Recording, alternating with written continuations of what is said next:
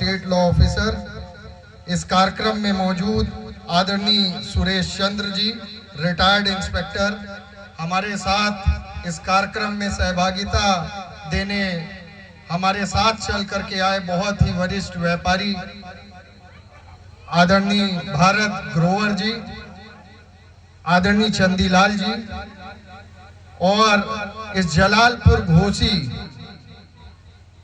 के मौजूद एक एक सम्मानित नौजवान साथियों का, बड़े बुजुर्गों का, यहाँ मौजूद बच्चों का, हमारे सामने मौजूद बड़े भाई राजेंद्र पटेल जी का, मैं सभी लोगों का स्वागत, अभिनंदन, वंदन करता हूँ। साथियों, आज हम सब भारत रत्न, भारत के संविधान रचेता, समाज सुधारक, परम श्रद्धेय आदरणीय डॉक्टर भीमराव अंबेडकर जी की जयंती के उपलक्ष्य में हम आप सब एकत्र हुए हैं। मैं सर्वप्रथम बाबा साहब के श्री चरणों में पुष्पांजलि अर्पित करते हुए उनको नमन करता हूं।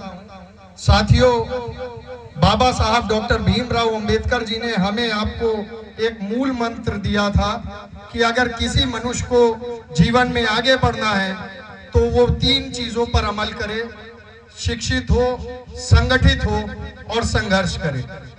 साथियों, जब हम आप शिक्षित होंगे तो संगठित हो जाएंगे, और जब संगठित हो जाएंगे तो अपने मुद्दों को लेकर के संघर्ष कर लेंगे।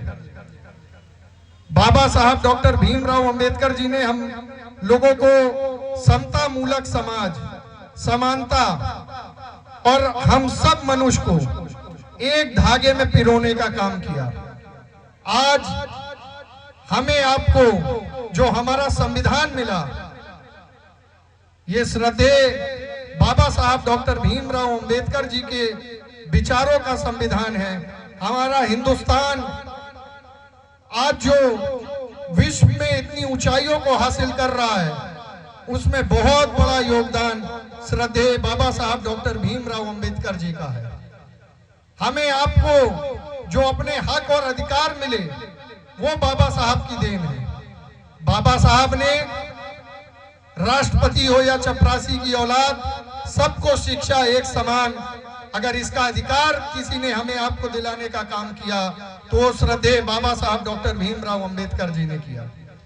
तो मैं आप लोगों से कहना चाहता हूं कि आज बाबा साहब की जयंती पर हमें आपको सबको संकल्प लेने की आवश्यकता है कि बाबा साहब के दिखाए रास्ते पर हम आप चले, समाज में बराबरी, समता मूलक समाज को बना सके, उसको स्थापित कर सके, कैसे समाज में बराबरी ला सके, कैसे गरीब का बच्चा पढ़ करके अधिकारी बने, बड़े बड़े पदों पर पहुंचे, ताकि समाज में समानता आ सके, किसी के जात पर, किसी के धर्म के आधार पर किसी के साथ भेदभाव ना हो सके।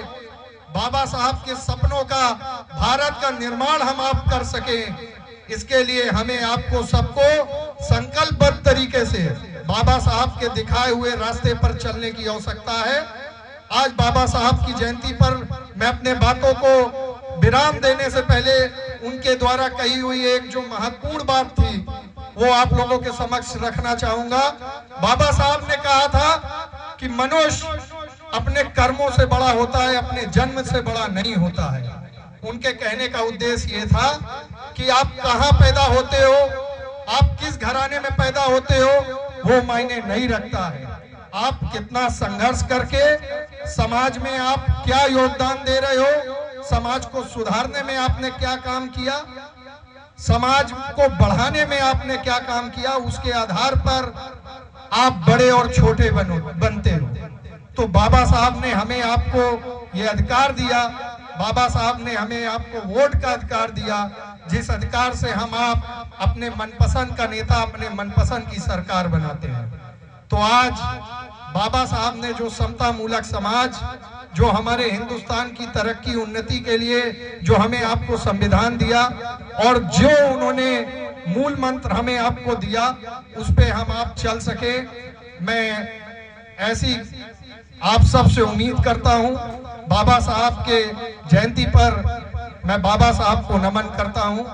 बाबा साहब अमर रहे। ओम नमो बुद्धाय। भारतीय संविधान जिंदाबाद। बाबा साहब अमर रहे। बहुत धन्यवाद।